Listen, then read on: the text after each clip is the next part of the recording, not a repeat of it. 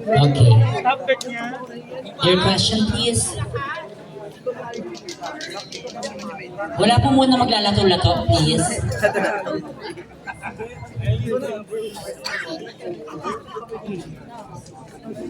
Lolo. Who is the most intelligent woman?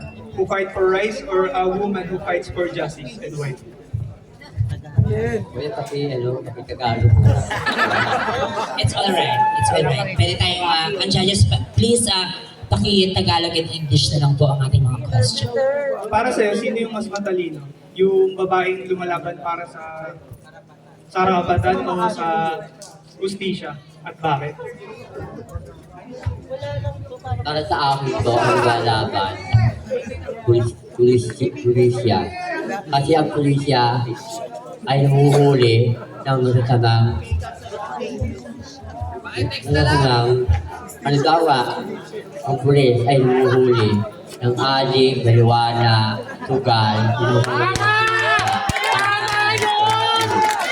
Thank you so much, candidate number 1, for your answer. And now let's proceed to our candidate number 2, please.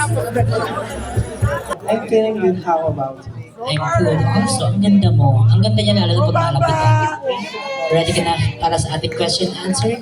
I have no choice. Yeah. Pipili ka sa ating mga judges number 1 to 11 kung sino ang magtatanong sa iyo.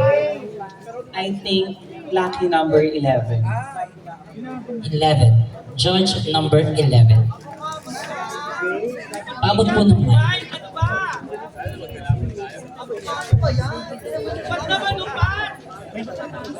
Okay, judge number 11, please. Hi, kamukha daw kita, sabi nila. Wow. Why does winning mean so much to everyone? What? Why does winning mean so much to everyone? Winning. Winning, yeah. Winning. Why does winning mean to everyone? Means. Yeah. Winning. Why does Oh. Marahil, bakit nga raw po ba mas importante ang pagkapanalo sa ating lahat? I'm alright, ma'am. Thank you so much. You know what, ladies and gentlemen? Dito po sa ating mundo or sa ating buhay, nabuhay tayo hindi para matalo. Kaya mas meaningful po sa ating mga tao na mas manalo tayo sa ating mga buhay. Dahil lahat tayo ay may pangarap at may ina-achieve sa ating buhay. Ngunit, hindi po nangangahulugan na kapag ikaw po ay natalo, ay katapusan na po ng buhay mo. Sapagkat, dun pa lamang po nagsisimula kung papaano mo harapin ang hamon ng buhay. Dahil sa bawat pagkatalo, tayo pong lahat ay natututo. At habang tayong lahat ay natututo, mas ginagalingan pa natin sa ating mga buhay. Kaya mas importante po ang pagkapanalo, hindi man sa patimpala, pati rin sa ating buhay.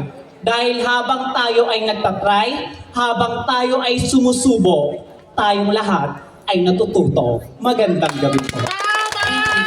Number 2, very well said. To 11. I choose number 8. Judge number 8. Sige.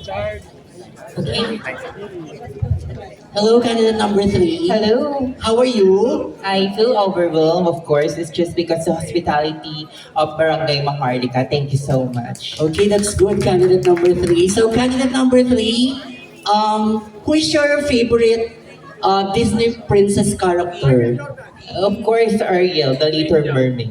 Okay, so aside from Ariel, our little mermaid, do you also love Cinderella? Yes, of course, because she have a glass shoe and I love the shoes. Okay, that's perfect. So here's your question. If Cinderella's shoe fits her perfectly, why did it fall off? Related to your transgender life. Again, if Cinderella's shoe fits her perfectly, why did it fall off? Related to your transgender life. Okay, you know what? This is the crucial part of the competition when beauty and brain put in one package. So whatever comes from my mouth and my mind should be respected and not to be insulted. So bakit daw po ba ang sapatos ni Cinderella ay fit perfectly but it falls off? So you know what? I can relate it to myself. Sometimes may mga bagay-bagay tayo na naka-achieve natin, but then nabibitawan din po natin ito nang hindi po natin namamalayan. Simple lang po, halimbawa po sa aking buhay. You know what? I have a job before, but nagpakakampante po ako dahil po sa trabahong iyon, ang alam ko po ay gusto po ako ng mga taong hawak ko po sa trabahong iyon. Ngunit nag-alisan po sila, it's just because hindi ko po sila naaalagaan o pinabaliwala ko po ang priority na tangkilikin po at higit sa lahat pahalagahan po ang trabahong yun. So I can relate it to myself na minsan may mga bagay na swak man sa atin, but then minsan nakakalimutan natin pahalagahan at priority. Like for example, when it comes to our love, sa pagmamahal, may mga bagay po tayo na akala po natin okay na po ang lahat, ngunit minsan nabibitawan po natin pa rin sapagkat hindi po minsan swak para sa atin pagdating sa larangan ng pagmamahal. I've been in a relationship for 8 years but we broke up already. It's just because, not just because we don't love each other, pero may pagkakataon po na kailangan po natin bitawan ng isang taong mahal po natin. It's just because kailangan po niyang pagyabungin at higit sa lahat, kailangan niya ipagpatuloy ang journey niya bilang isang lalaki. Dahil kailangan niya po ng pamilya at which is hindi ko po ito maibibigay. So I can relate to Shu as a Cinderella for myself or for my life, sa buhay ko. Just because may mga bagay po sa atin o sa aking sarili na minsan kailangan natin i-let go kahit it fits perfectly. That will be all. Good evening. Thank you so much, Candy. Number 11. Number 4. Judge number 4.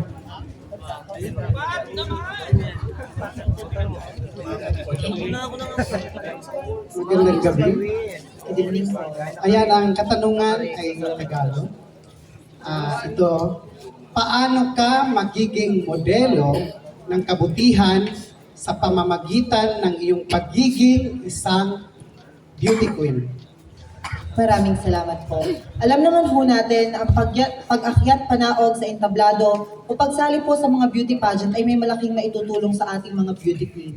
Pagbibigay po ng inspirasyon, ang alam kong magagawa ko. Dahil oo, bata ho ako sa paningin ninyo.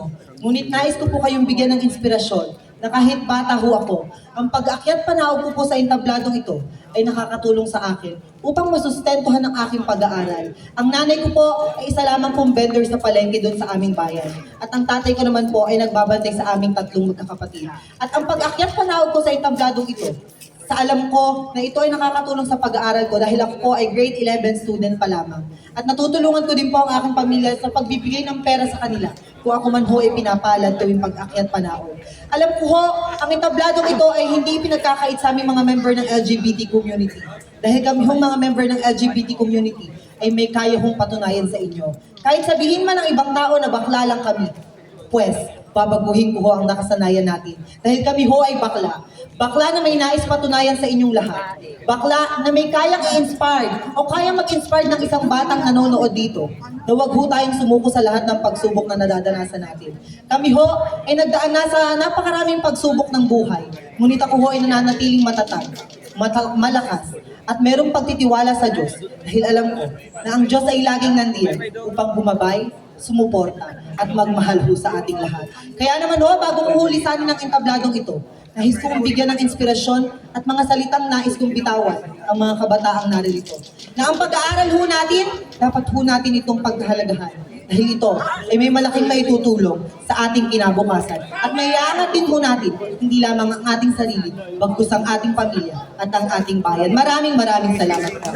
Thank you so much, Candy. Number 4. Judge number 1 to 11. May lucky number tonight, judge number 5. Hi.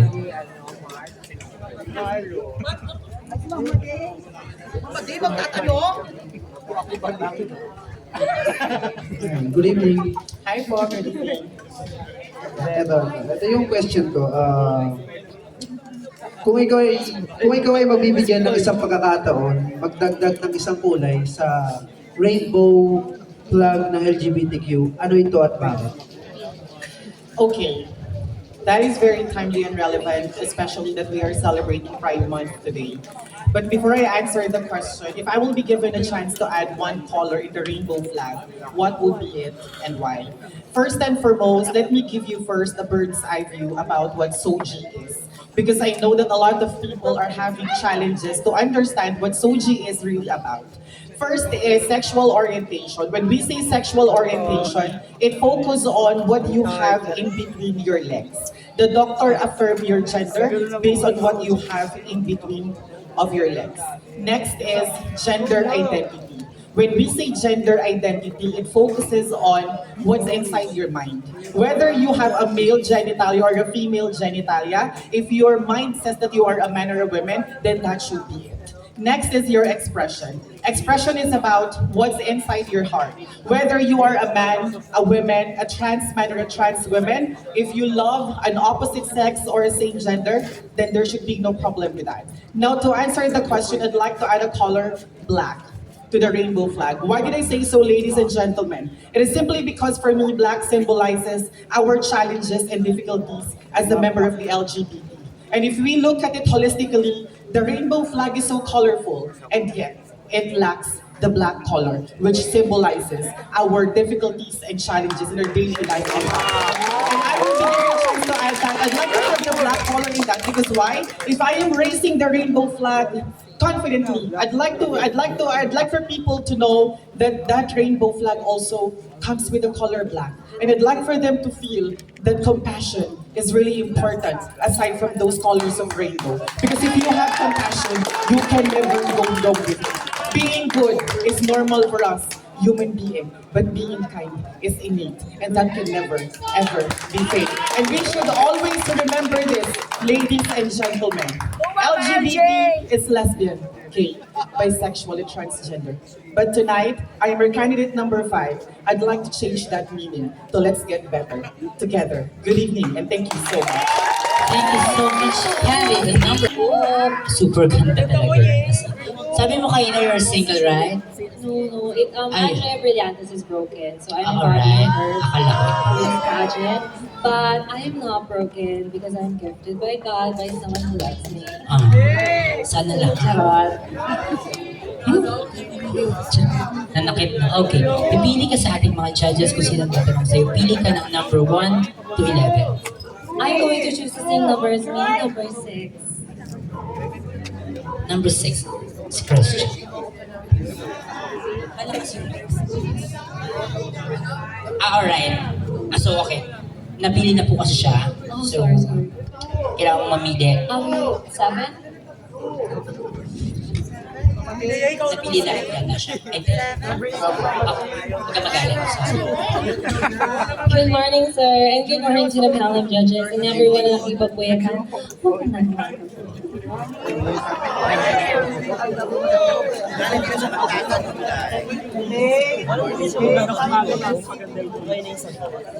Ito po yung question. How will you educate people on why trans women are real women? Come again, sir. How will you educate people on why trans women are real women? Thank you so much for that very interesting question. You know what, ladies and gentlemen, let's always take in mind that if you're educating someone, there are always two ways. You can always focus on the school laboratories by using context books or dictionaries or encyclopedias.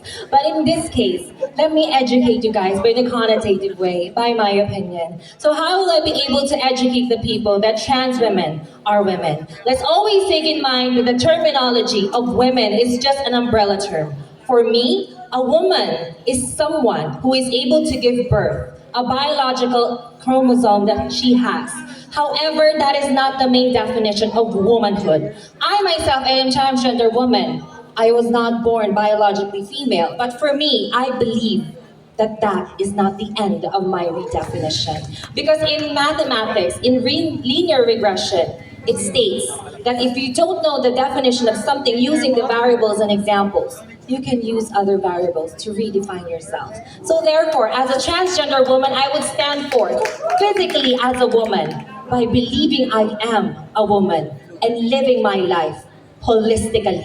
as a female version of Miss Yang La Victoria. And for that, ladies and gentlemen, you educate the people that womanhood is not only just what is between in your legs, instead of how you illuminate love, respect, just like a real woman, your mother. Dahil lagi po natin pakatatandaan na ang tunay na babae ay hindi lamang po yung pinapanganak bilang isang babae. Kami rin pong mga transgender na tumatayo sa inyong harapan ay mga babae. Sa pamamaraan na sinasabuhay namin, ang itinuro ng aming nanay, ang pinakamataas na klase ng babae para sa amin at para sa ating lahat. So as a transgender mother, ladies and gentlemen, this is something that I will pass on to my young daughter so that she will be able to educate her peers and for the generations to come that transgender is just an umbrella term for us to re-educate ourselves and not to accumulate what's in the box of definition of a woman. Thank you.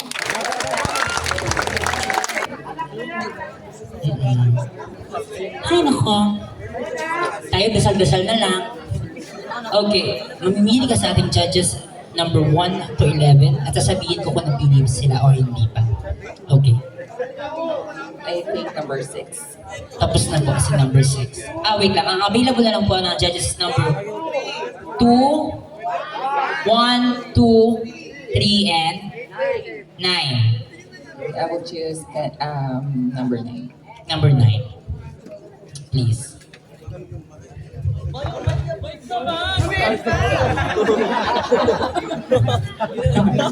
Judge number 9, please. Good morning. So here's my question. Amidst the ever-varying and constant changes in our society, are you a person who will fight for your right but creates conflict, or a person who will keep in silence to maintain peace? Come again, sir?